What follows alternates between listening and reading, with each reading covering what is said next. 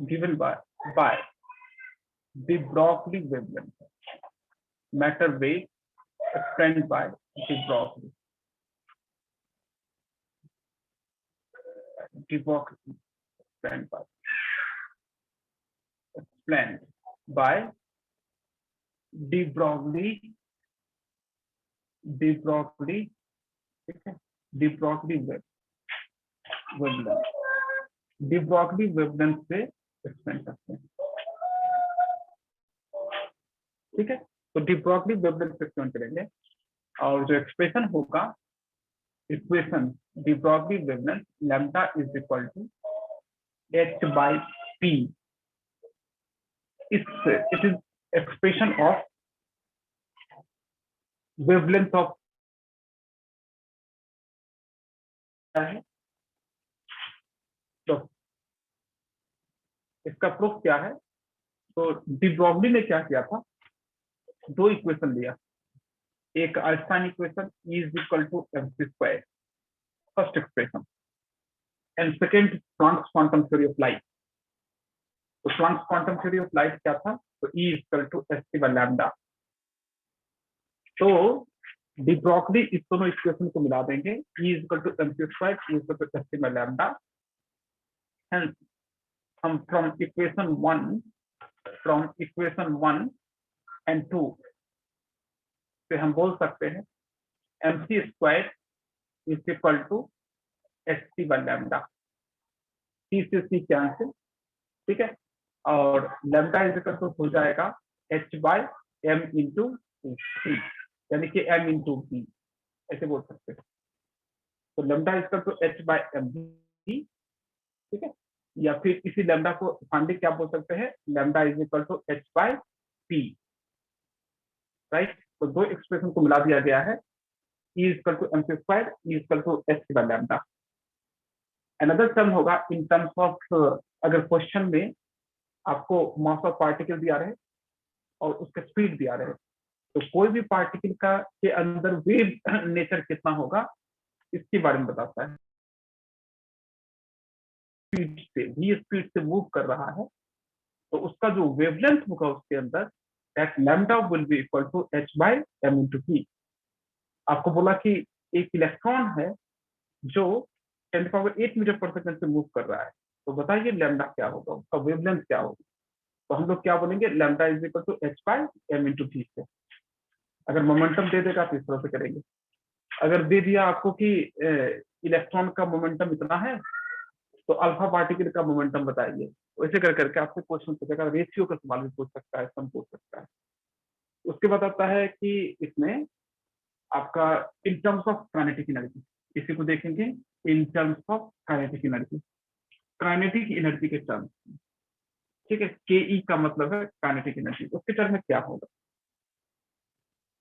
तो सिंस यहां से हम बोल सकते हैं सिंस काइनेटिक एनर्जी, इसको हम बोलेंगे के से, ठीक है। के का मतलब kinetic energy is equal to half M V square, ठीक है, हाफ एम वी स्क्वायर। अब क्या किया, यहां से हम लिख सकते हैं क्या, 2 times of kinetic energy K is equal to 2 यहाँ ले आए, 2 K will be equal to m into v square। Now multiplying both sides by small m, resulting into 2 into m into ek will be equal to m square v square into v will be equal to under root 2m और into kinetic energy ek। तो m into v is equal to under root 2 times of m into ek। Now putting the value of m into v from here to here, hence हम बोल सकते हैं lambda is equal to क्या होगा, h by under root 2 times of m और into kinetic energy। तो अगर question में kinetic energy दिया रहे तब हम इस फॉर्मूला का यूज करेंगे, that is lambda is equal to h by under root 2 times of m into ek, kinetic energy का यूज करेंगे। उसी में आता है कि अगर एक इलेक्ट्रॉन को पोटेंशियल v में डाल दिया जाए, ठीक है, अगर कोई भी चार्ज को हमने पोटेंशियल v में डाल दिया, तो उसकी जो काइनेटिक एनर्जी होती है, that kinetic energy will B q into v। तो इसमें अनदर पार्ट लिखेंगे, if A if a charged particle if a charged particle placed in potential V, अगर पोटेंशियल V में डाल दिया जाए, ठीक है, देन इट्स काइनेटिक एनर्जी, इसका काइनेटिक एनर्जी क्या होगा, then its kinetic energy will B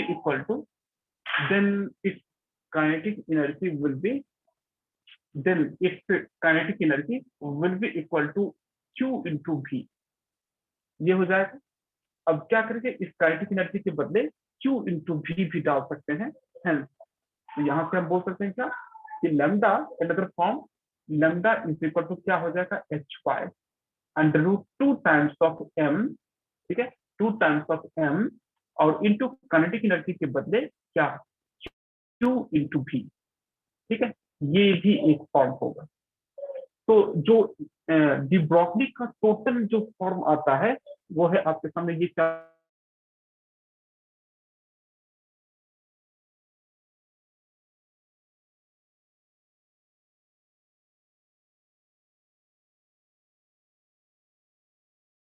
lambda is equal to P, for lambda is equal to h by under root 2m into ek, and fourth form is lambda is equal to h by under root 2m into q into v, ठीक है। तो इसमें जो भी according to question जो भी data लिखा रहे उसका यूज करके हम लोग मतलब जो भी दिया रहे उसमें निकाल के देंगे।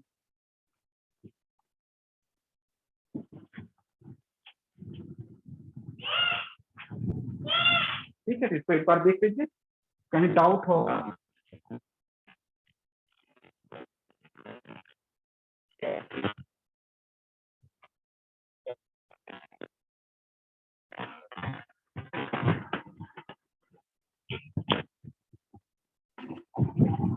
ठीक है, अब इसमें देखें कि इसमें कैसे न्यूमेरिकल पूछता है, वो देखिए। तो न्यूमेरिकल जो पूछेगा आपसे वो इस तरह से, इसको हटाना,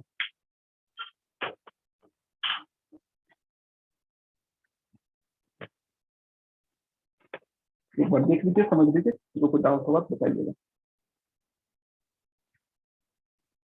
क्वेश्चन है आपके सामने, इसको हटाना।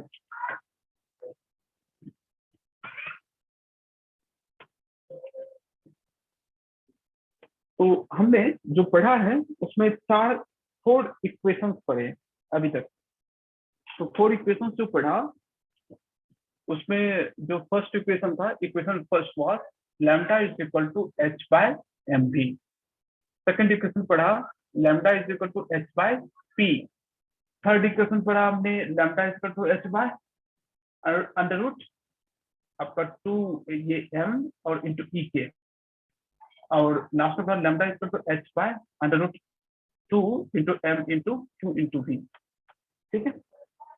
अब इस पे आपका क्वेश्चन कैसे रहेगा इन सारे प्रश्नों पे, तो इसमें देखिएगा क्वेश्चन नंबर 1। फर्स्ट क्वेश्चन है आपके सामने, find D Broglie wavelength. Find D Broglie wavelength को हम ऐसे लिखेंगे dBW, इसका मतलब होगा D Broglie wavelength of an electron, ठीक है, moving with A speed of moving with a speed of 1/10 of speed of light, 1/10 of speed of light, ठीक है, स्पीड ऑफ लाइट। अगर लाइट की स्पीड का 1/10 से एक इलेक्ट्रॉन मूव कर रहा है तो हमको बताना है कि उसका लैम्डा क्या होगा, ठीक है। बिल्कुल स्टार्टिंग का क्वेश्चन जिसमें कि आपको प्योर डाटा फॉर्मूला में डाटा को डालना है और आंसर को निकाल देना है, ठीक है। तो हम कौन सा फॉर्मूला का यूज करेंगे, first formula lambda equal to h by mv। h का वैल्यू पता है 6.6 m का पता है मास ऑफ इलेक्ट्रॉन 9.1 × 10⁻31 kg, और v पता है कि स्पीड ऑफ लाइट का 1/10। तो स्पीड ऑफ लाइट कितना होगा 10⁸ और इसका 1/10। तो आंसर में क्या देने की, तो सिंस वी नो दैट क्या lambda is equal to h by mv, correct है ना। अब वैल्यू को रखते चलो, h के बदले क्या रखोगे 6.6 और इंटू 10, तो ये हमने h की वैल्यू रख दिया, m के बदले 9.1 और इंटू 10⁻31 और v के बदले 1/10 into speed of light that is 3 into 10⁸ metre पर सेकेंड, और उसको सॉल्व कर दीजिए, जो आंसर आएगा वो अपना आएगा मीटर में। ठीक है, इसको सॉल्व करके जो आंसर आएगा वो मीटर में आएगा, उसको फाइनली एंगस्ट्रॉम वगैरह में कन्वर्ट कर देना। ठीक है, नेक्स्ट क्वेश्चन देखिएगा, मतलब डाटा बेस्ड है। सेकंड क्वेश्चन देखिएगा, पॉइंट निकालना है, point D Broglie wavelength, D Broglie wavelength निकालना है ऑफ ए कार। कोई जरूरी नहीं कि माइक्रोस्कोपिक ही रहे, एक मैक्रोस्कोपिक भी रह सकता है। De Broglie wavelength of a car of mass क्या 2000 kg, 2000 kg का के मास का एक कार है, moving with A speed of moving with a speed of 180 kilometre per hour. अगर 180 किलोमीटर पर आवर की स्पीड से एक कार मूव कर रहा है तो हम लोगों को उसका निकालना है लैम्डा क्या होगा। ठीक है, तो ये देखिए इसमें क्या करेंगे, तो इसमें कुछ रीजन है दोनों क्वेश्चन करने के। लैम्डा इक्वल टू कितना होगा h/m इंटू v। एस का वैल्यू होगा 6.6 into 10⁻34 divide by M. M तुमको बोल रहा है कितना 2000, और स्पीड क्या होगा 180 किलोमीटर पर आवर है। ठीक है, तो सबसे पहले क्या करेंगे, 180 को हम कन्वर्ट कर देते हैं मीटर में, 180 और मीटर पर सेकंड में करता है, यानी कि 10⁻3 और डिवाइड बाय 16 इंटू 60। ठीक है, तो ये आ जाएगा किलोमीटर पर आवर से कन्वर्ट हो जाएगा मीटर पर सेकंड, ये वाला टर्म बन जाएगा क्या मीटर पर सेकंड, और बाकी ये केजी है और ये जूल सेकंड है। सब करने सब कुछ वैल्यू ठीक दे दिया। इसको जब सॉल्व करेंगे तो ये आएगा आपका, ये अप्रॉक्स आता है 6.67 और इंटू 10⁻⁻39। ठीक है, 10⁻⁻39 मीटर, राइट। और जब ऊपर वाले को सॉल्व करिएगा तो ये आता है 6.6 और इंटू 10⁻11 मीटर, ये इतना आता है। ठीक है, ये क्वेश्चन करने का ये मोटो था कि अगर देखिए, अगर एक स्मॉल बॉडी, बहुत ही माइक्रोस्कोपिक बॉडी जैसा कि इलेक्ट्रॉन, अगर एक माइक्रोस्कोपिक बॉडी मूव कर रहा है तो उसका लैम्डा जो है वो बहुत ज्यादा आएगा, वेवलेंथ। लेकिन अगर एक लार्ज बॉडी मूव कर रहा है जैसे कार वगैरह, या एक पर्सन मूव कर रहा है, बहुत ज्यादा स्पीड से मूव कर रहा है, ये भी अपने हिसाब से 180 किलोमीटर पर आवर, लेकिन इसका लैम्डा जो है वेव नेचर वो बहुत ही कम होगा इसके कॉम्पिटिशन में। इसीलिए जो वेव नेचर जो होता है, मतलब वेव नेचर का मतलब जिसमें लैम्डा हो, और पार्टिकल नेचर का मतलब क्या होता है कि जिसको काउंट कर सको 1 2 3। तो हमने एक दिन देखा था कि किसी भी बॉडी में पार्टिकल नेचर और वेव नेचर दोनों होते हैं। हर जगह कोई भी चीज है उसमें दोनों नेचर होगा, मतलब पार्टिकल लाइक नेचर भी होगा लेकिन और वेव नेचर भी होगा। लेकिन अगर मैक्रोस्कोपिक बॉडी मतलब लार्ज बॉडी की बात करें तो इसका वेव नेचर बहुत ही कम होता है, नेग्लिजिबल। लेकिन अगर मैक्रोस्कोपिक बॉडी की बात करें तो उसमें वेव नेचर प्रोमिनेंट होता है, इसलिए कभी पार्टिकल कभी वेव, कभी पार्टिकल कभी वेव माउंट करते हैं। इसीलिए जो डी ब्रॉगली वेवलेंथ है वो बेसिकली मेन मैटर वेव तो है, लेकिन किसमें वो है प्रोमिनेंट है, that is the macroscopic body. अगर एक माइक्रोस्कोपिक बॉडी किसी मतलब स्पीड से चल रहा है तो उसमें हम लोग कंसिडरेबल होगा। ठीक है, ये इसी बात को प्रूव करने के लिए ये न्यूमेरिकल फिट किया गया, इसमें क्या आपको माइक्रोस्कोपिक बॉडी और मैक्रोस्कोपिक बॉडी का स्कीम समझाया गया। नाउ नेक्स्ट क्वेश्चन इज, तो लैम्डा इक्वल टू h/mv का हमने देखा कि कैसे फॉर्मेट मूव करेगा, फर्स्ट इक्वेशन। उसके बाद अनदर दिखेगा तो दूसरा क्वेश्चन। नेक्स्ट क्वेश्चन है आपके सामने, नेक्स्ट क्वेश्चन देंगे, find the Broglie wavelength of alpha particle. Find the Broglie wavelength find the Broglie wavelength, ठीक है, of alpha particle. Alpha particle का द ब्रॉडली वेवलेंथ निकालना है, हैविंग काइनेटिक एनर्जी, जिसका काइनेटिक एनर्जी जो है it is equal to 5 into 10⁻⁸ इतना joule हो। ठीक है, आपको क्वेश्चन दे दिया कि द ब्रॉडली वेवलेंथ मतलब लैम्डा निकालना है अल्फा पार्टिकल का, जिसका काइनेटिक एनर्जी दे दिया है 5 इंटू 10⁻⁸ की।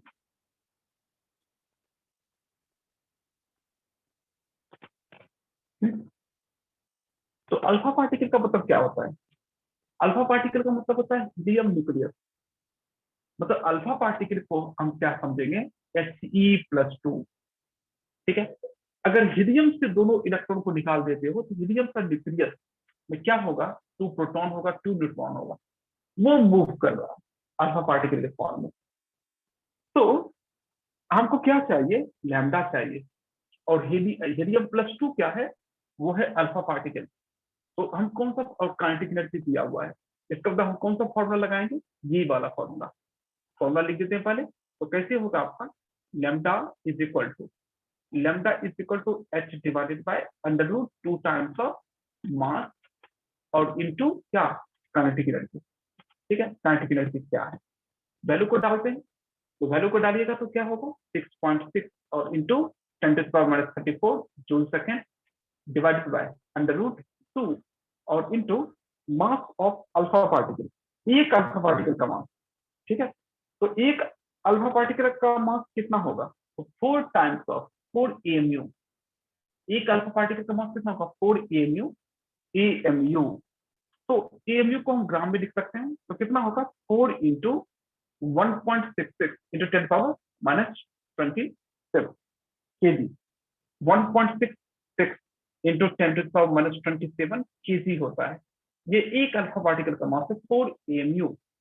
तो 4 AMU का मतलब 4 इंटू 1.66 10⁻⁻27 kg, और इंटू काइनेटिक एनर्जी इसका कितना है, तो काइनेटिक एनर्जी है 5 इंटू 10⁻⁸ 5 इंटू 10⁻⁸ जूल। ठीक है, तो H, तो अगर तुमको कोई भी पार्टिकल रहे तो उससे एक पार्टिकल का मास लेना है। तो ये जो 4 आता है वो 4 AMU होगा। AMU डायरेक्ट नहीं रखेंगे, बल्कि AMU को ग्राम, केजी में कन्वर्ट कर। तो 1 AMU equal to inverse of Avogadro number. जब इनवर्स ऑफ एवोगाड्रो नंबर करेंगे तो ये कंडीशन आएगा, इंटू 5×10⁻⁸ इसको सॉल्व कर देंगे।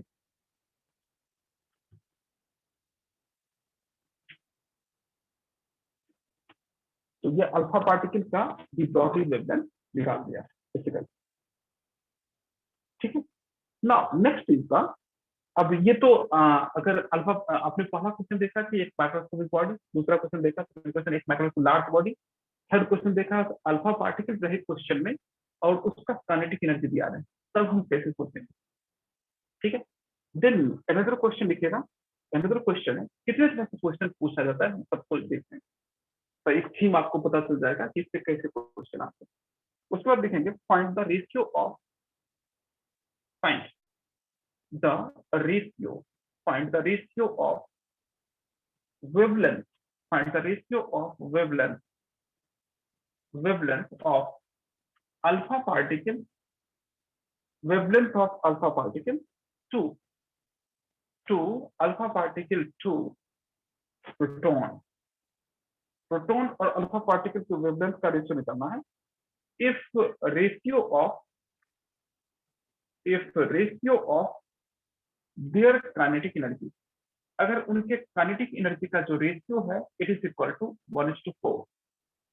अगर काइनेटिक एनर्जी का रेशियो 1:4 हो तो बताना है कि उसके वेवलेंथ का रेशियो क्या होगा। Find the ratio of wavelength of alpha particle, alpha particle के वेवलेंथ का रेशियो बताना है अगर रेशियो ऑफ काइनेटिक एनर्जी जो है वो 1:4 है। ठीक है, तो देखिएगा इसमें, तो अगर अब हमने ये काइनेटिक एनर्जी का दिया हुआ डाटा, यानी कि फॉर्मूला यूज करेंगे, lambda is equal to h by √2 times of m और इंटू काइनेटिक एनर्जी। अब रेशियो का सवाल है, सम है तो लैम्डा और मास और काइनेटिक एनर्जी वैरी कर रहा है, बाकी तो कांस्टेंट है। तो हम लिख सकते हैं यहाँ पे क्या कि lambda is inversely proportional to 1/√, mass into kinetic energy. इसका इनवर्सली प्रोपोर्शनल होगा। यहाँ से रिलेशन सेट करेंगे, यहाँ से रिलेशन सेट करते हैं, जहां लैम्डा अल्फा है और डिवाइडेड बाय लैम्डा प्रोटॉन है, यही दोनों है। तो यहाँ से हम क्या लिख सकते हैं कि इट इज इक्वल टू √, क्या इनवर्सली प्रोपोर्शनल है, यानी कि मास of proton divided bye mass of alpha, और इनटू क्या kinetic energy of proton into kinetic energy of proton divided bye kinetic energy of alpha. और सबकी वैल्यू को रखेंगे, आंसर निकाल देंगे। तो मास ऑफ प्रोटॉन जो है, मास ऑफ अल्फा में क्या होता है, 2 प्रोटॉन 2 न्यूट्रॉन, और मास ऑफ प्रोटॉन केवल एक है। तो न्यूट्रॉन को भी प्रोटॉन के इक्वल रख सकते हैं मास। जो प्रोटॉन का मास होता है करीब करीब न्यूट्रॉन का भी वही होता है, थोड़ा सा फ्रैक्शन ज्यादा होता है। तो यहाँ पे हम क्या लिख सकते हैं कि मास का रेशियो क्या है, तो ये 1, और यहाँ पे कितना है, 2 प्रोटॉन 2 न्यूट्रॉन, यानी कि टोटल 4 लिख सकते हैं, 4, दैट इज 1/4, और इनटू काइनेटिक एनर्जी का रेशियो क्या है, तो काइनेटिक एनर्जी का रेशियो है 1:4, मतलब ये अल्फा वर्सेस प्रोटॉन। तो प्रोटॉन वर्सेस अल्फा क्या होगा, यानी कि ये होगा तुम्हारा ये 4:1, ठीक है। और इसको सॉल्व करने के कितना आएगा, 1:1। तो आपको रेशियो में भी जो पूछेगा वो इस तरह से आप क्या है, तो रेशियो का क्वेश्चन इस तरह से।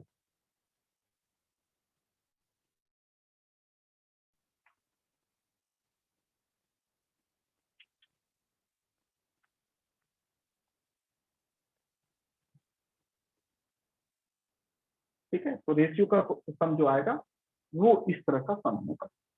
इस तरह के सम के साथ हम रेशियो के क्वेश्चन को सॉल्व करेंगे।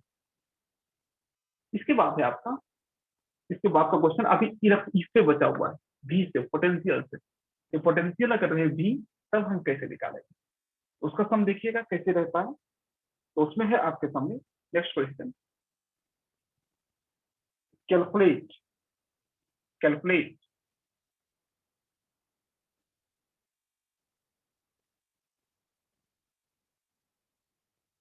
कैलकुलेट, अगर ये आता है, the ratio of de Broglie wavelength of alpha particle to proton, of alpha particle to proton। फिर से वही है, मतलब 4 टाइम्स वाला, मास 4 टाइम्स है अल्फा पार्टिकल का। when accelerated when accelerated when accelerated when accelerated through when accelerated through same potential from rest, same potential, अगर same potential से एक्सप्रेस करें, सेम पोटेंशियल, तो same potential difference from rest, ठीक है, from rest, अगर इस तरह से एक्सप्रेस करें तब क्या होगा। ठीक है, तो इसमें उसी तरह से बिल्कुल सिंपल क्वेश्चन है। उसमें क्या करेंगे, ratio of lambda alpha by lambda proton equal to कितना होगा, यहाँ से देखिएगा, तो √ऑफ क्या, मास और भी, अब की बात मास और भी है, यानी कि फॉर्मेट क्या बनेगा कि मास of proton by mass of alpha into, फिर से क्या, ये potential of proton divide by potential of alpha, potential बोला सेम है, तो फिर ये गया। ठीक है, तो इस तरह से अल्फा ये एम भी एक मिनट इसमें जो है आपका, इसमें चार्ज आ रहा है, पोटेंशियल वाला जब टर्म आएगा तो वहां चार्ज भी आएगा। तो यहाँ पे एक मिनट, ये जो फॉर्मूला है पहले फॉर्मूला लिख लेते हैं, तो फिर आप समझ नहीं पाएंगे। तो लैम्डा इज इक्वल टू क्या है, h/√2, और फिर क्या देंगे इंटू m, और इंटू q, और इंटू v, ऐसे करके ये फॉर्मूला है। तो इस फॉर्मूला में बोल रहा है कि calculate the ratio of de Broglie wavelength of alpha particle to proton when accelerated through same potential, मतलब पोटेंशियल तो सेम है, कांस्टेंट, h भी कांस्टेंट, 2 भी कांस्टेंट। इसका मतलब है कि अगर इस सेम पोटेंशियल हो, इफ v इज कांस्टेंट, अगर v कांस्टेंट है तो रिलेशन क्या होगा, lambda is equal to inversely proportional to √m into q, mass और चार्ज से √ का इनवर्सली प्रोपोर्शनल होगा लैम्डा। अब रिलेशन बनाएंगे, रेडिएशन बनाइएगा तो क्या होगा, लैम्डा ऑफ अल्फा पार्टिकल, ठीक है, divided by lambda proton is equal to क्या देंगे, under root mass of proton by mass of alpha और into mass of proton by mass of alpha into charge of proton divided by charge of alpha. ठीक है, इस तरह से देखे हम निकाल लें। तो मास ऑफ प्रोटॉन कितना है, तो मास ऑफ प्रोटॉन इज 1 टाइम और मास ऑफ अल्फा अभी आपने देखा ये कितना, तो मास ये दे सकते हैं क्या, तो ये दे सकते हैं आप 1/4, 4 टाइम्स होता है मास। चार्ज की बात करें तो इस पे +2 चार्ज होगा अल्फा पे +2 और प्रोटॉन पे +1, यानी कि क्या हो जाएगा 1/2, ऐसे दे देंगे अंडर रूट, तो लास्ट में क्या होगा, it is equal to 1/2√2, that is 1/2√2।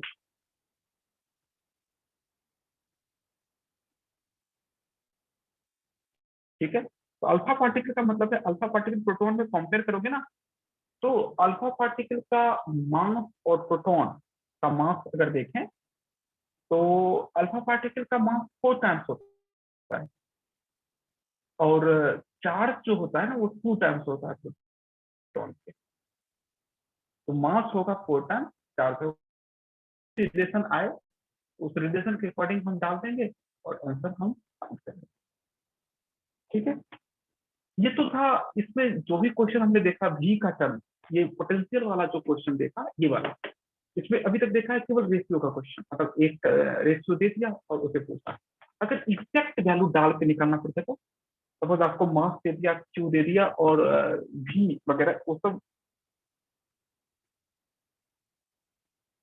दे दिया गया है और आपको लैम्डा फाइंड करना है, तब कैसे निकालना, तो उसका इसमें देखना, अगर एग्जैक्ट इस फॉर्मूला में वैल्यू को डाल के तुम्हें कोई चीज फाइंड करना है, तब देखो हम लोग कैसे काम करते हैं।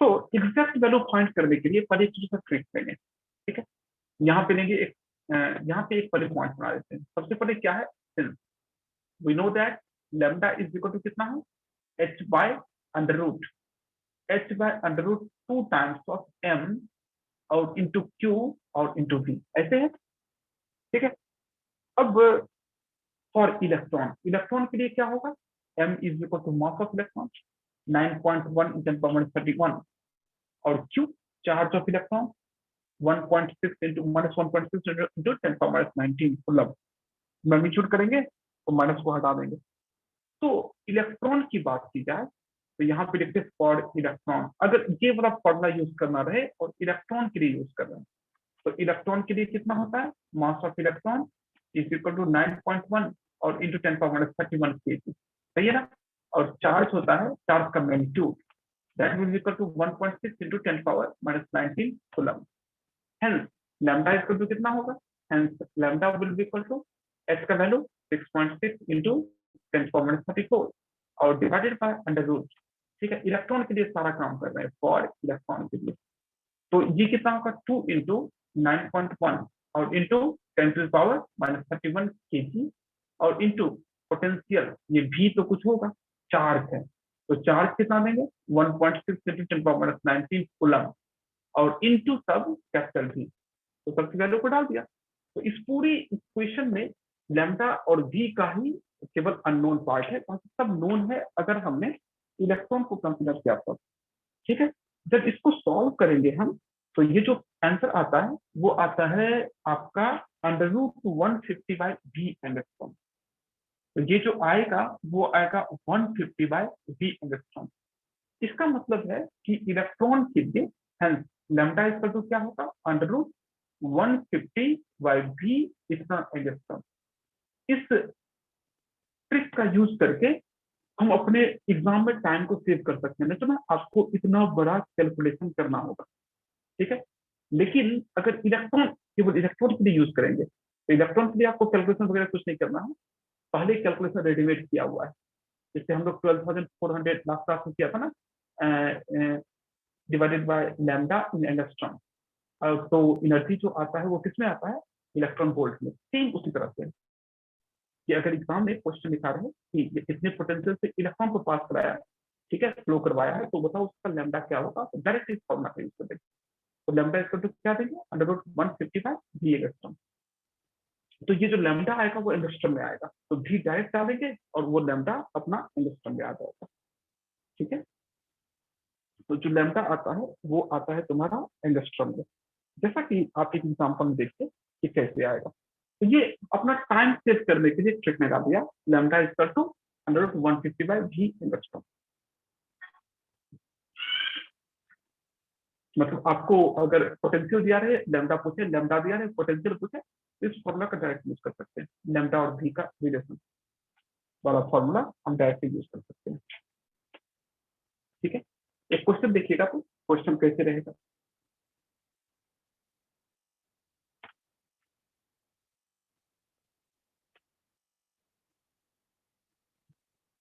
एक क्वेश्चन लिखते हैं, क्वेश्चन है आपके सामने, फाइंड, निकालना है de Broglie wavelength, that is DBW of an electron, de Broglie wavelength of an electron. एक इलेक्ट्रॉन का डी ब्रॉडली वेवलेंथ निकालना है which is accelerated, which is accelerated, जो एक्सलरेट किया गया है, एक्सलरेटेड फ्रॉम वेस्ट, जिसको रेस्ट से एक्सलरेट किया गया है from west, through a potential difference, through a potential difference, through a potential difference, ठीक है, पोटेंशियल डिफरेंस ऑफ 1.5 वोल्ट। अगर 1.5 वोल्ट के पोटेंशियल से अगर एक्सप्रेस किया जाए तो हमको बताना है कि उसका लैम्डा क्या होगा। ठीक है, ये बताना है।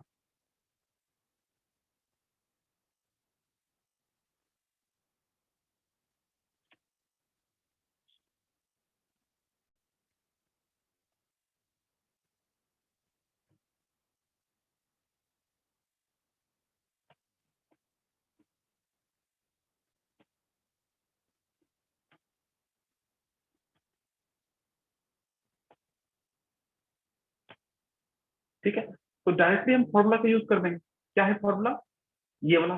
तो क्या होगा, लैम्डा इज इक्वल टू क्या, 150 बाई भी। ठीक है ना, तो इतना जो आएगा वो एंगस्ट्रम में लाना है। तो 150 डिवाइड बाई भी कितना है, 1.5 इज इक्वल टू कितना हो जाएगा तुम्हारा, तो ये आपका 100 एंगस्ट्रम। तो under root, sorry under root this, तो अंडर रूट दिस, तो कितना हो जाएगा ये 100 under root is equal to 10 angstrom. ठीक है, तो 10 एंगस्ट्रम आ गया।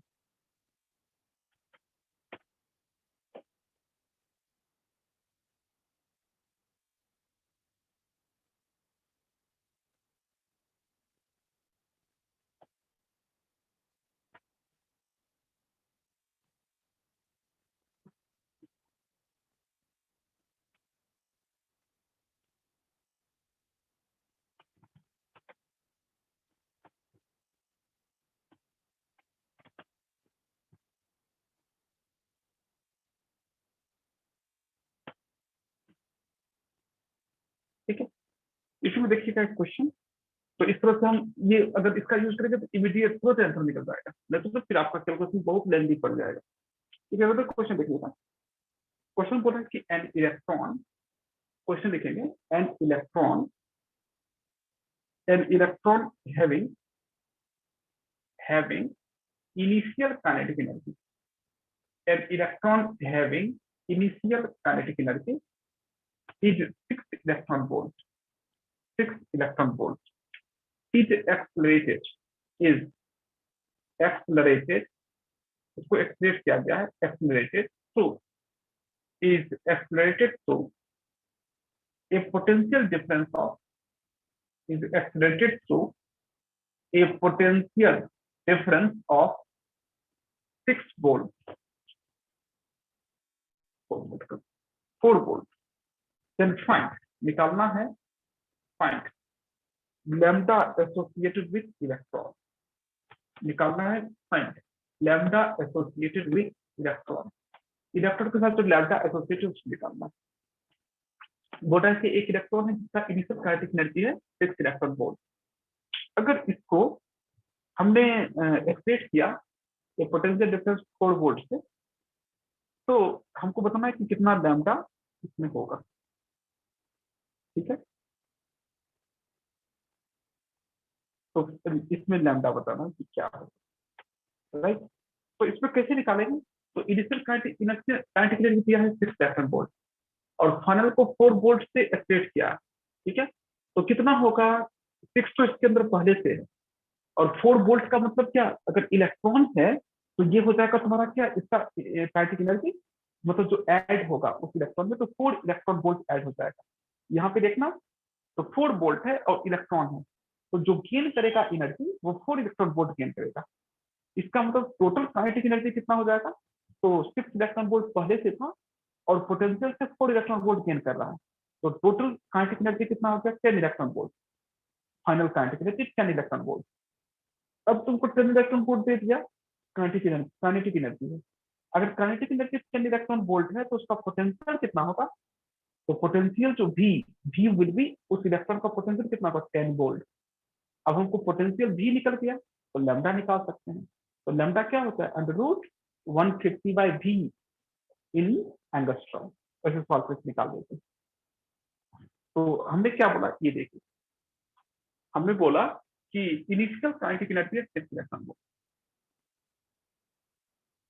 इसमें दिया है इनिशियल काइनेटिक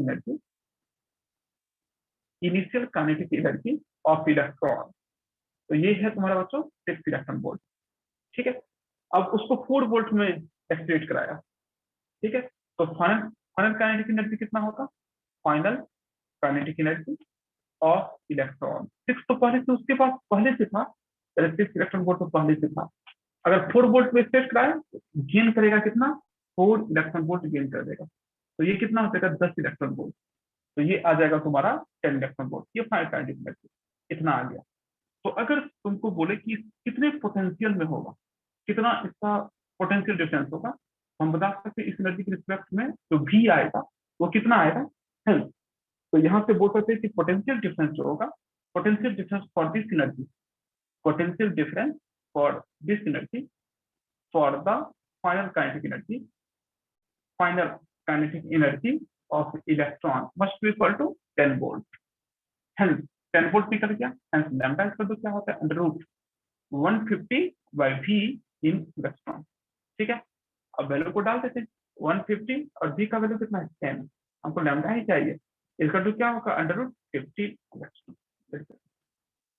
ये जो आंसर आएगा वो किसमें आएगा? एंगस्ट्रॉम में आएगा।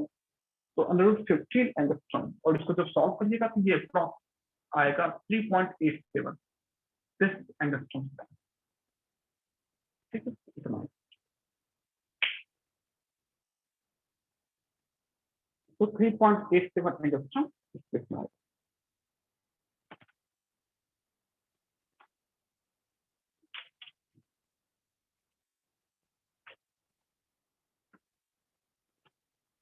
अब इससे जो 4 फॉर्मूला था, ये ऊपर के जो 4 फॉर्मूला दिख रहे थे, इसके अकॉर्डिंग क्या क्या क्वेश्चन बनता है वो आपके सामने इस तरह से इतने सारे क्वेश्चन आपको पूछे जाएंगे। इसमें एक थ्योरेटिकल क्वेश्चन आता है जो जेई में 2-3 बार आया हुआ है, डी ब्रॉगली वेवलेंथ से। वो क्वेश्चन है कि उसको देखिएगा, पहले इसको हटा दो। ये तो इसका फॉर्मूला बेस्ड क्वेश्चन रहा कि फॉर्मूला पे आपको वैल्यू डाल डाल के आंसर निकाल के करना है, ठीक है। एक क्वेश्चन आता है, एक उसको लिखते हैं कॉन्सेप्ट की फॉर्म में, तो पूरा क्लियर हो जाएगा। तो यहाँ पे लिखते हैं कॉन्सेप्ट, कॉन्सेप्ट करेंगे तो total number of wave, total number of wave, total number of wave, ठीक है। Total number of waves of an electron, of an electron, in an atom, in hydrogen atom, in an atom is equal to, ये होगा तुम्हारा orbit number. जितने number का orbit रहे उतना total wave बनेगा। अगर ऑर्बिट नंबर 1 लेंगे तो पूछेगा इलेक्ट्रॉन जो घूम रहा है उस फर्स्ट ऑर्बिट पे तो कितने वेव्स बनेगी, इलेक्ट्रॉन का कितना वेव्स बनेगा? तो एक वेव। इसके अकॉर्डिंग अगर सेकंड ऑर्बिट पे हो, इलेक्ट्रॉन घूम रहा है, तो वहां पे इलेक्ट्रॉन का कितना वेव बनेगा? इसके अकॉर्डिंग तो 2 वेव्स। तो जितने नंबर का ऑर्बिट रहे उतना ही वेव्स बनता है, ये बोल रहा है, ठीक है। जितने नंबर का ऑर्बिट, अगर 3 n = 3 रहे तो जो इलेक्ट्रॉन थर्ड ऑर्बिट पे घूम रहा होगा वो कितना वेव बनाएगा, दैट विल फॉर्म 3 वेव। ठीक है, उस तरफ से बोल रहा है। ये जो कॉन्सेप्ट है इसको देखिएगा कैसे प्रूफ करेंगे, इसको याद रखेंगे सबसे बड़ी बात। जेई में तो प्रूफ करने में पूछा है, अब याद रखेंगे तो ऑब्जेक्टिव सारा सॉल्व हो जाएगा। हम बोल रहे हैं ये मतलब ये आपका ऑर्बिट, ये ऑर्बिट है, nth ऑर्बिट है, ये कोई भी ऑर्बिट है, ऑर्बिट नंबर इज n, ये जो है nth ऑर्बिट है, राइट। nth ऑर्बिट पे कोई इलेक्ट्रॉन घूम रहा है, तो जब इलेक्ट्रॉन घूमेगा तो कितने वेव्स बनाएगा। ठीक है, ये फर्स्ट वेव हुआ, हो गया। उसी तरह से ये जब चलेगा तो ये सेकंड वेव हो जाएगा, इसको ऐसे ऐसे करना। ये हो गया तुम्हारा सेकंड वेव, ठीक है, यहाँ से लेके यहाँ तक। फिर ये वाला हो गया थर्ड वेव, ऐसे। तो जितने नंबर का ऑर्बिट रहे उतना वेव बनता है इलेक्ट्रॉन का। Electron is not a particle, further ये electron treated as a wave. मतलब क्या, अगर एन स्केल टू सपोज कि ढेर सारे स्केल है, first scale, second scale, third scale, ऐसे ही। तो बोले कि फर्स्ट ऑर्बिट पे इलेक्ट्रॉन पे घूम रहा है, तो बताओ बच्चों कि कहाँ पे कितने वेव्स बनेंगे। तो कितने बनेंगे, एक। तो जहां से शुरू होगा वहीं पे खत्म होगा। जैसे आप बोलते हैं ना ये वन वेव, तो एक केवल बनेगा। अगर बोले दो वेव मतलब क्या, वन और ये टू, ये टू वेव्स है। वेव नंबर वन यहाँ से यहाँ, और फिर वेव नंबर टू यहाँ से यहाँ। अगर बोले थ्री वेव्स बन रहा है, इसका मतलब क्या कि वन, फिर क्या देंगे, टू, और फिर क्या देंगे, थ्री, ऐसे करके। और ये जो जहां एंड होगा उसका ये फिर स्टार्ट हो जाएगा। तो ये बोला जा रहा है, यही बोल रहे हैं कि जितने नंबर का सपोज दैट कि सेकंड ऑर्बिट है, तो सेकंड ऑर्बिट टोटल दो वेव्स बनेंगे। एक वेव नंबर वन यहाँ से यहाँ, और दूसरा जो बनेगा वेव नंबर टू यहाँ से यहाँ। मतलब जो फर्स्ट का स्टार्टिंग पॉइंट होगा वो लास्ट वाले का एंड पॉइंट होगा, और इस तरह से कंटिन्यू बनता रहेगा।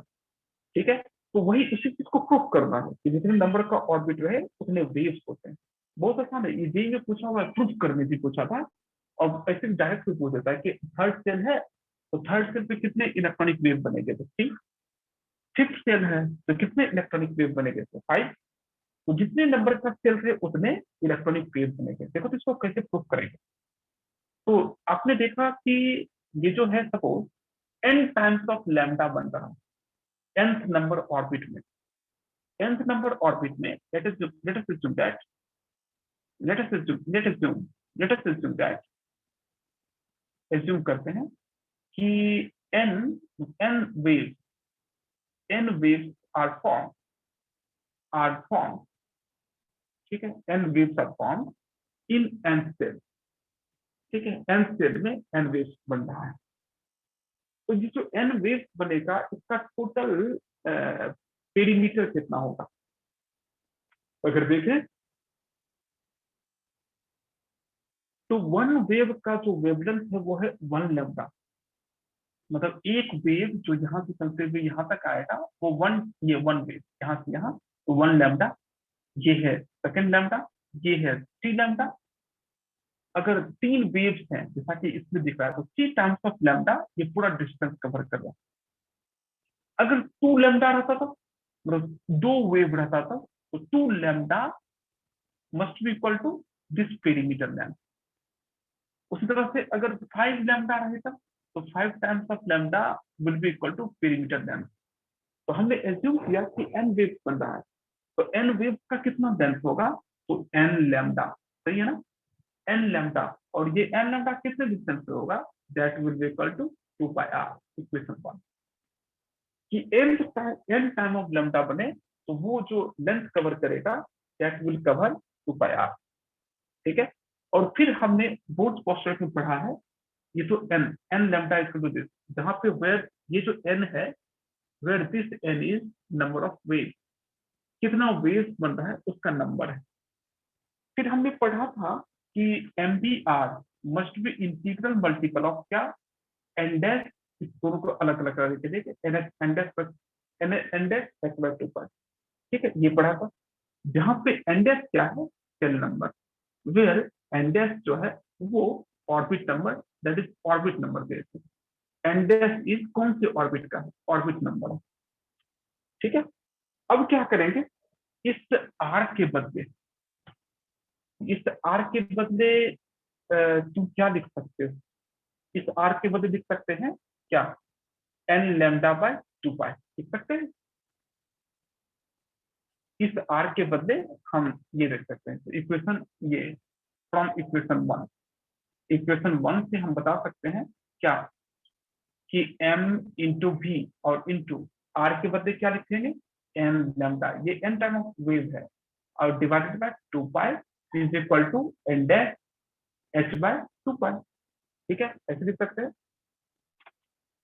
अब क्या होगा, 2 पाई कैंसिल हो जाएगा ना, 2 पाई कैंसिल, और यहाँ से क्या देंगे, यहाँ से देंगे n और into lambda will be equal to n dash h by M B. अभी हमने पढ़ा h बाय एम बी क्या होता है, lambda, h by M B क्या होता है, डी ब्रॉगली वेवलेंथ।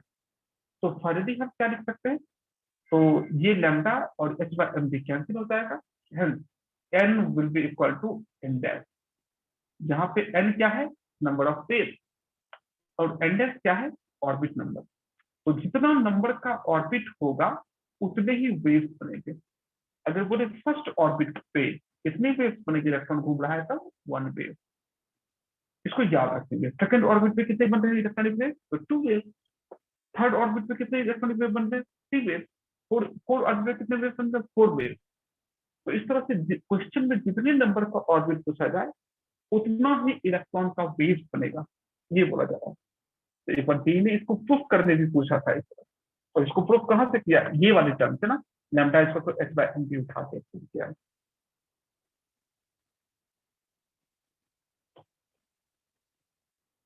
ठीक है, तो इस तरह से हम लोग यूज कर लेते हैं। तो जितने नंबर का ऑर्बिट रहे उतने ही आपके उतना ही वेव्स बनेगा, उतना वेव्स उसके अंदर बनेगा।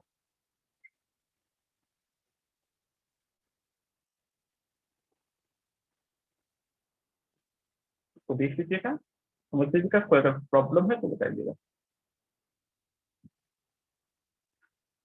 किसी चीज को समझने में कोई दिक्कत हो रहा होगा तो बताइएगा।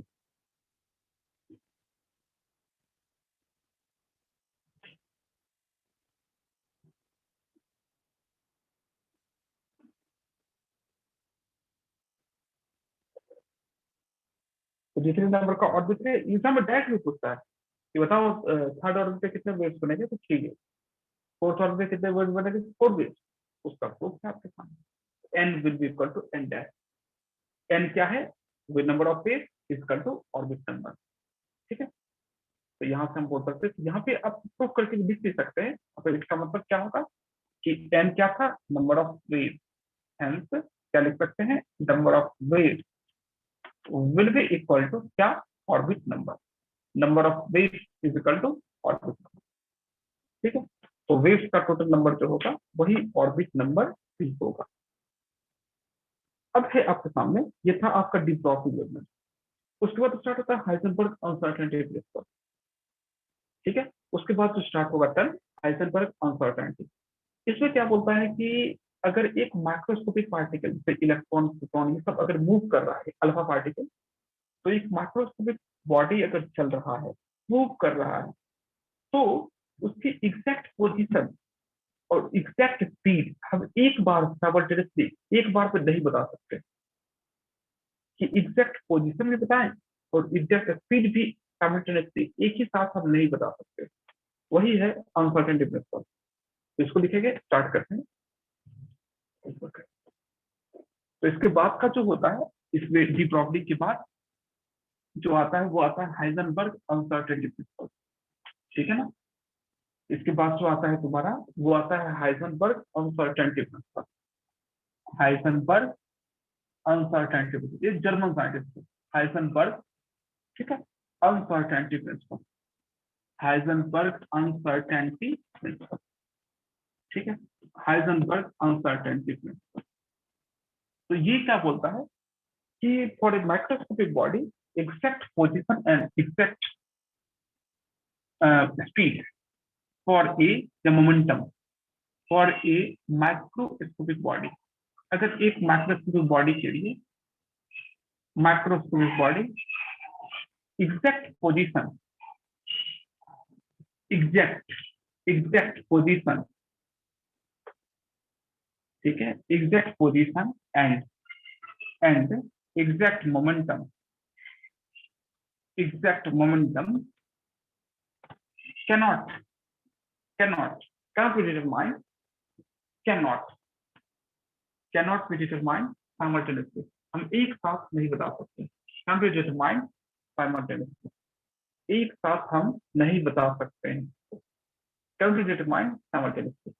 ठीक है, दैट इज एक्सप्रेशन अगर देखें तो डेल्टा एफ और into delta P must be greater than equal to H by 4 ये उनका एक्सप्रेशन था कि delta x into delta P must be greater than equal to H by 4, जहां पे डेल्टा एक्स इसको ऐसे भी लिख सकते हैं, delta X P equal to M D से, यानी कि M into delta P must be greater than equal to H by 4। ये भी लिख सकते हैं, एम को इधर ले आओ, तब क्या हो जाएगा, तो डेल्टा एक्स और इंटू डेल्टा भी must be greater than equal to H by 4 into M, ऐसे। ठीक है, अब ये समझिए डेल्टा एक्स वगैरह क्या है, वेल डेल्टा एक्स, ठीक है, delta x is not not मतलब ये पोजीशन नहीं है, बल्कि अनसर्टेनिटी इन पोजीशन है, where delta x is uncertainty in position. ठीक है, अनसर्टेनिटी इन पोजीशन, पोजीशन के मेजरमेंट में कितना अनसर्टेनिटी आ रहा है वो है डेल्टा एक्स। सिमिलरली डेल्टा भी जो है वो क्या है, uncertainty speed, uncertainty in speed, speed में अनसर्टेनिटी कितना है उसकी वैल्यू है।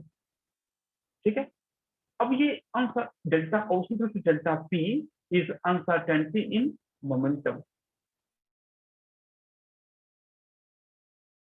क्या है, ये पोजीशन नहीं है, ये क्या है, अनसर्टेनिटी है।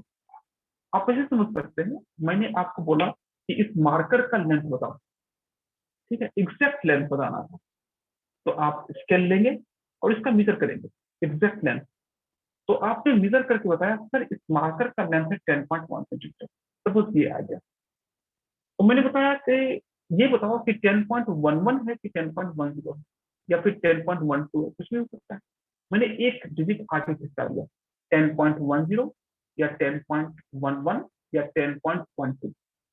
आपने फिर से बहुत अच्छे से, जितने अच्छे से कैलिब्रेट कर सकते थे, जैसे आप एकदम बिल्कुल माइन्यूटली मेजर कर सकते थे, आपने किया और आपने बोला सर इसका लेंथ जो है वो है 10.11 सेंटीमीटर, इतना हो गया। तो मैं फिर एक आगे का दूंगा कि अच्छा ये बताओ कि 10.110 कि 10.111 या 10.112 ये क्या है, कितना है, क्योंकि इसके आगे भी तो होगा। तब आप बोलेंगे सर बहुत मुश्किल से तो 1.11 बता पाया, अब मैं नहीं बता पाऊंगा। होगा तो जरूर, लेकिन मेरी लिमिटेशन है कि अब मैं और आगे नहीं बता पा रहा। तो आप यहाँ तक सर्टेन है, इस डिजिट तक सर्टेन है, लेकिन इस डिजिट के बाद से क्या हो जाएगा, अनसर्टेन।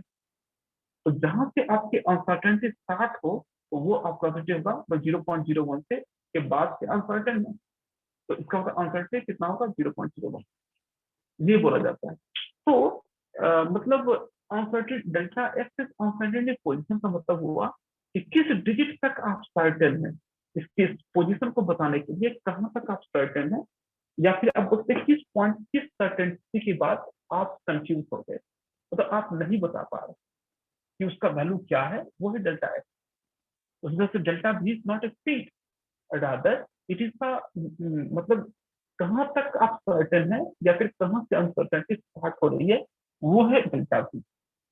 मतलब कहां से आपका कंफ्यूजन स्टार्ट हो रहा है, कहां से आप प्रॉब्लम में फंस रहे हैं, कहां से आप नहीं बता पा रहे हैं, आपको जो लिमिटेशन है, तो इसको हम बोलते हैं कंफ्यूजन, कि मतलब कहां से आपका कंफ्यूजन स्टार्ट हो रहा है, राइट। तो confusion in measurement of delta x, confusion in measurement of delta p, confusion in measurement of delta p, और यहां से बोलेंगे कंफ्यूजन इनटू कंफ्यूजन, मतलब confusion in measurement of delta x into confusion in measurement of momentum का multiplication must be greater than equal to होता है।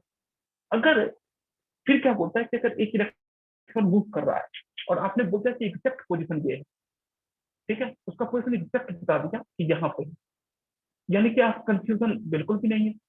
तो एक अगर माइक्रोस्कोपिक बॉडी चल रहा है और आपने एग्जैक्ट बता दिया कि उसकी पोजीशन क्या है, तो डेल्टा एक्स क्या हो जाएगा, 0। और डेल्टा एक्स 0 होगा तो ये 0 यहाँ आ जाएगा, तो डेल्टा पी क्या हो जाएगा, इनफाइनाइट।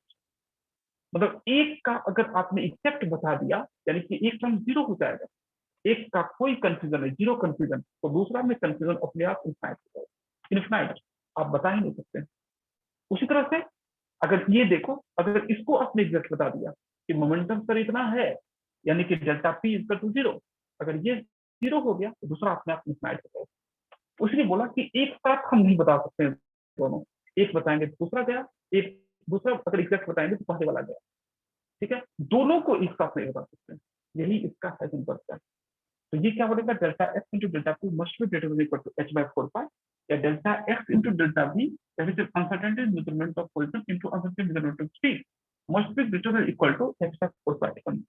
जब हम न्यूमेरिकल सॉल्व करेंगे तो हमेशा जो सॉल्व करेंगे मिनिमम मतलब कितना हो सकता है कम से कम, तो delta x into delta P must be equal to h by 4 pi, इससे इक्वल या इससे ज्यादा, इससे टर्म में करेंगे। या फिर कैसे करेंगे, तो delta x into delta b must be equal to h by 4 pi m, इस टर्म में सॉल्व करेंगे। तो जो भी न्यूमेरिकल होगा हम इससे सॉल्व करेंगे, इक्वल टू करके, तो कम से कम जितना होगा वहां से लेके सब आगे बढ़ेंगे। ठीक है, तो इसमें देख लीजिए कि अगर अगर बोले इफ डेल्टा एक्स, यहां से देख सकते हैं क्या, इफ डेल्टा एक्स इज 0, मतलब क्या, uncertainty measurement of position is 0, hence delta p क्या हो जाएगा, अब इसमें that is equal to infinite, तो इनफाइनाइट हो जाएगा। उस तरह से यहाँ पे डेल्टा एक्स अगर 0 कर दें तो डेल्टा भी क्या होगा, इनफाइनाइट हो जाएगा।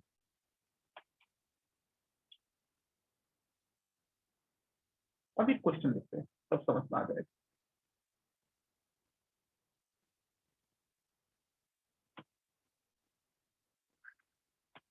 क्वेश्चन देखिएगा, तो क्वेश्चन है आपके सामने, क्वेश्चन है a golf ball, a golf ball, a golf ball of mass 40 gram, 40 gram का एक गोल्फ गोल्फ बॉल है, and speed of and a speed of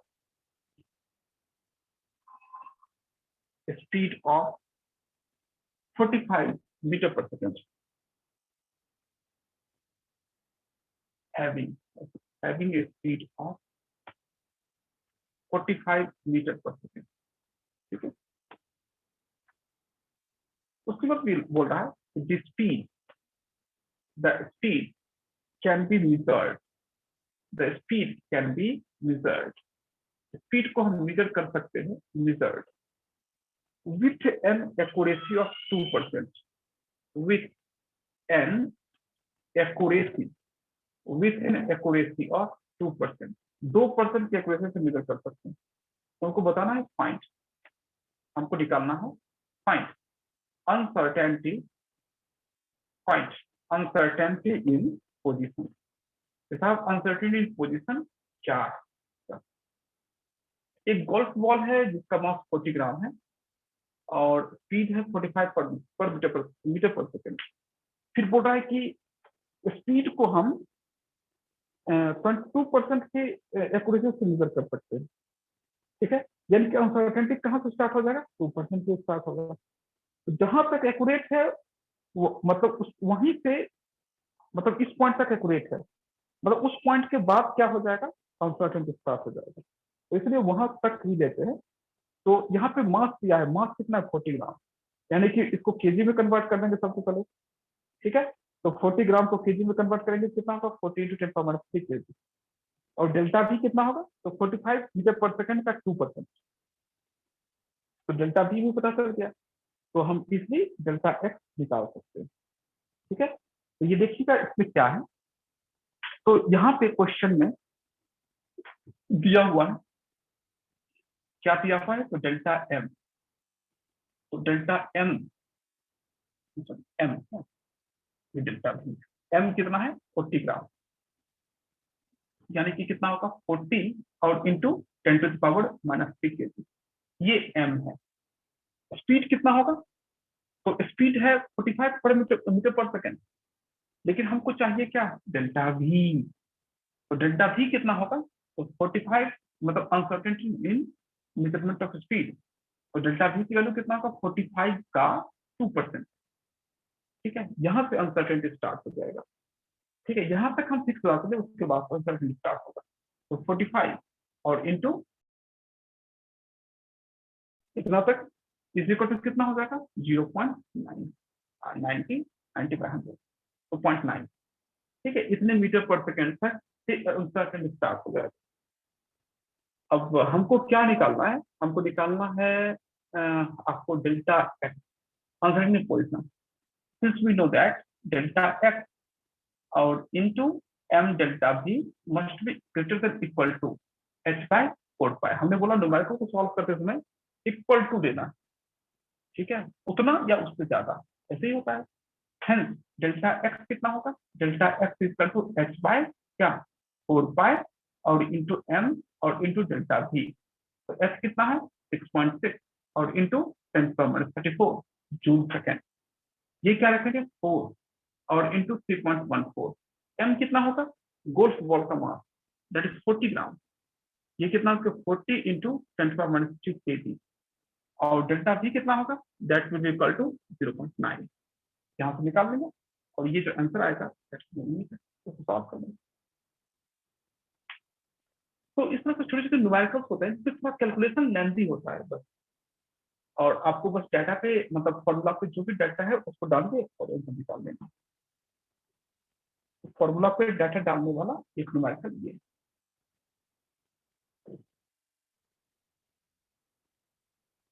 ठीक है, डायरेक्टली फॉर्मूला का यूज किया है जिसमें कि डाटा पे हमने बस फॉर्मूला के अकॉर्डिंग डाटा दिया, उसको हटा रहे हैं।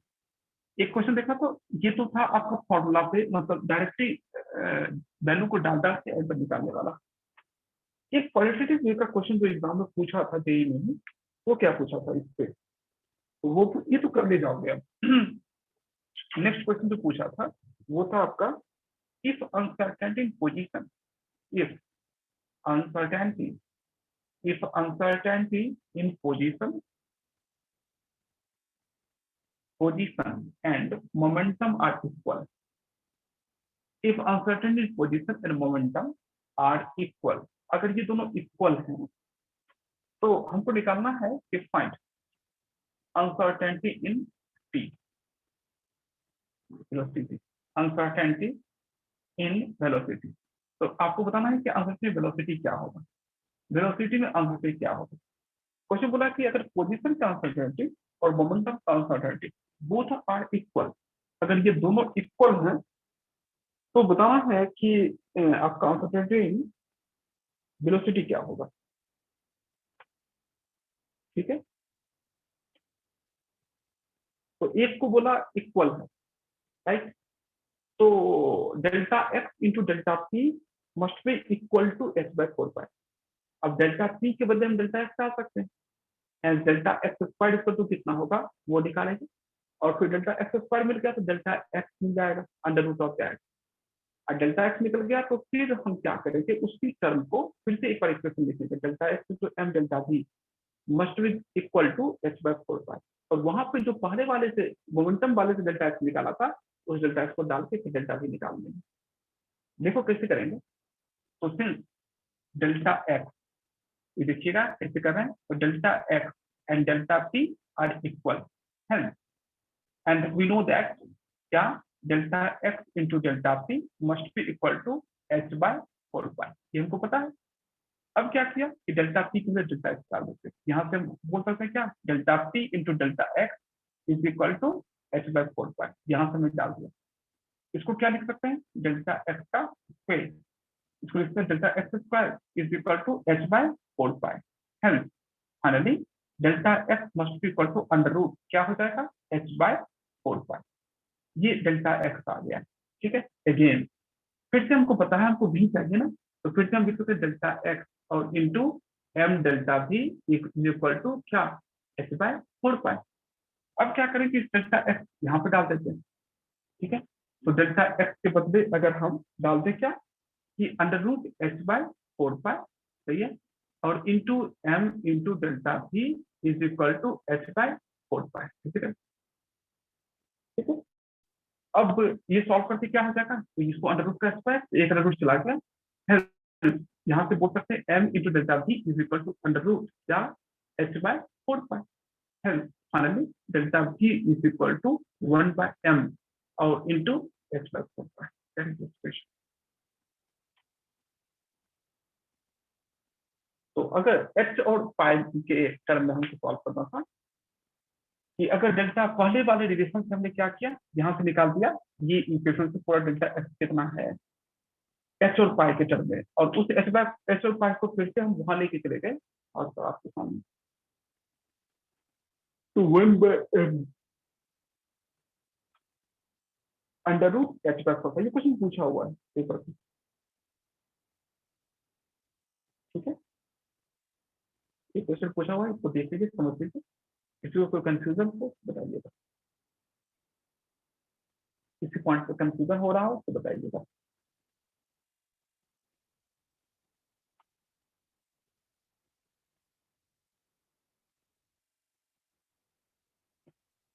ठीक है, इसके बाद आता है लास्ट पॉइंट में लिमिटेशन, बोर्स मॉडल का लिमिटेशन क्या है। ठीक है, ये खत्म हो जाएगा, उसके बाद आपका सोलिंजर वेव इक्वेशन, मतलब वेव मैकेनिकल मॉडल, उस पर हम लोग बात करेंगे। तो बोर्स मॉडल का लिमिटेशन क्या है कि बोर्स मॉडल केवल सिंगल इलेक्ट्रॉन के लिए एप्लीकेबल है। मतलब हमने रेडियस, एनर्जी, स्पीड, उन सब का जो भी फॉर्मूला दिया था ना, वो सब केवल एक इलेक्ट्रॉन सिस्टम के लिए वैलिड है, मल्टी इलेक्ट्रॉन के लिए नहीं। और ये जो है बोर्स बोर्स का जो मॉडल है, ये डी ब्रॉगली और हाइजेनबर्ग के बारे में एक्सप्लेन नहीं कर पाता है। ठीक है, तो सबसे पहले लिखते हैं limitation of, last point, limitation of Bohr's model. ये पढ़ने के बाद लास्ट पॉइंट है आपके सामने कि बोर्स मॉडल का क्या लिमिटेशन है। ठीक है, तो ये है आपके सामने लिमिटेशन ऑफ बोर्स मॉडल। तो यहाँ देते हैं limitation of Bohr's model, Bohr's model का limitation, limitation of Bohr's model.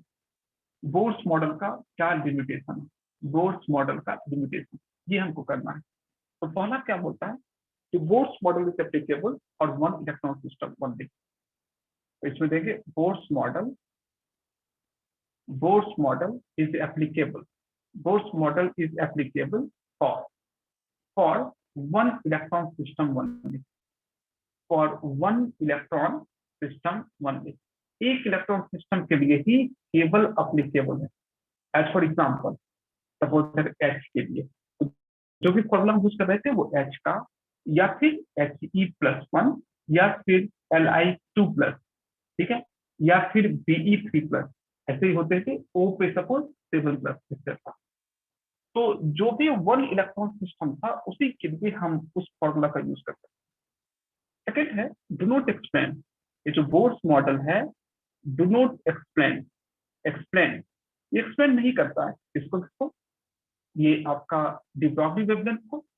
ठीक है, क्योंकि वो पार्टिकल नेचर पे बेस्ड है, जबकि D Broglie wavelength wave nature को बताता है। डी ब्रॉगली वेवलेंथ इसके बारे में कुछ नहीं बोलता, मतलब वेव कैरेक्टर के बारे में कुछ नहीं बोलता है। और दूसरा है हाइजेनबर्ग अनसर्टेनिटी, दूसरा है Heisenberg uncertainty, Heisenberg uncertainty principle. ठीक है, तो बोर्स क्या बोलते हैं कि एक इलेक्ट्रॉन है जो एक सर्कुलर ऑर्बिट पे घूम रहा है। मतलब क्या, बोर्स को एक माइक्रोस्कोपिक बॉडी, इसका पोजीशन भी पता है, मतलब क्या रेडियस है, और इसका मतलब ये सब एकदम एग्जैक्ट लोकेशन पता है, स्पीड भी पता है, मतलब ये किस स्पीड से जा रहा है। मतलब एक साथ वो इलेक्ट्रॉन की पोजीशन भी बता रहे हैं कि इस डिस्टेंस पे प्रेजेंट है, और उसी समय उस मूविंग इलेक्ट्रॉन का स्पीड भी बता रहे हैं कि इसका स्पीड क्या है। हमने निकाला ना, रेडियस क्या था 0.5 और into n square by z, और स्पीड क्या था 2.18 × 10⁸ second into z by m. वो स्पीड भी बता रहे हैं और रेडियस भी बता रहे हैं, मतलब स्पीड भी बता रहे हैं और पोजिशन भी बता रहे हैं कि इतने डिस्टेंस पे प्रेजेंट है, जो कि हाइजेनबर्ग के अकॉर्डिंग कभी नहीं हो सकता है। कि अगर एक माइक्रोस्कोपिक बॉडी चल रहा है तो उसकी अगर रेडियस बताएंगे, ठीक है, कि किस रेडियस पे हम स्पीड नहीं बता सकते, और अगर स्पीड बताएंगे तो उसका पोजीशन मतलब रेडियस किस रेडियस में प्रेजेंट है वो देगा। तो हाइजेनबर्ग के बारे में बिल्कुल फील हो जाता है ये, ठीक है। उसी तरह से थर्ड है, थर्ड में जो होता है वो है स्प्लिटिंग ऑफ स्पेक्ट्रल लाइन। जो हमने हाइड्रोजन स्पेक्ट्रम देखा वो splitting of spectral line in external magnetic field, in external, ठीक है, एक्सटर्नल इलेक्ट्रिक फील्ड कर देते हैं, इलेक्ट्रिक फील्ड या magnetic field, external magnetic field, right, या फिर external electric field, external electric field. कहने का मतलब है कि ये अपना था हाइड्रोजन स्पेक्ट्रम, इसमें ये क्या था विजिबल, और उसके ऊपर क्या था यूवी, और इसके नीचे आईआर। तो ये ढेर सारे लाइन्स थे, यूवी में लाइन था, विजिबल में था, आईआर में भी लाइन था। जब इस स्पेक्ट्रम को हम मैग्नेटिक फील्ड में डाल देते हैं, मतलब एक मैग्नेट लिया लगा दिया इसके साथ, नॉर्थ पोल साउथ पोल, यहाँ नॉर्थ है ये साउथ है। अगर हम मैग्नेट लगाया और मैग्नेट को लगाते कि ढेर सारे लाइन्स और बन जाएगा, मतलब और लाइन्स बढ़ जाएगा, इंक्रीज कर जाएगा, मतलब ये फर्दर स्प्लिट कर जाएगा। और फिर से जब मैग्नेट को हटा देंगे तो फिर से पहले वाला कंडीशन आ जाएगा। मैग्नेट डाला तो और स्प्लिटिंग हो गया, और जगह स्प्लिट करेगा, और मैग्नेट हटाया तो फिर से पहले वाली कंडीशन आ जाएगा, ठीक है। इसके बारे में कुछ नहीं बताता है। उसी तरह से अगर इसमें कैथोड एनोड की तरफ ले जाए, मतलब इलेक्ट्रिक फील्ड में ले जाए, तो फिर से वही घटना होती है, ये ढेर सारे फिर से आपका लाइन टूट जाता है फर्दर, और फिर इलेक्ट्रिक फील्ड हटाएंगे तो फिर से पहले वाली कंडीशन आ जाता है। इसके बारे में कुछ नहीं बताता। ये जो टूट रहा है ना एक्चुअली, ये जैसे p orbital, p x p y p z, तो p x p y p z जो होता है वो एक्सटर्नल मैग्नेटिक फील्ड के वजह से होता है।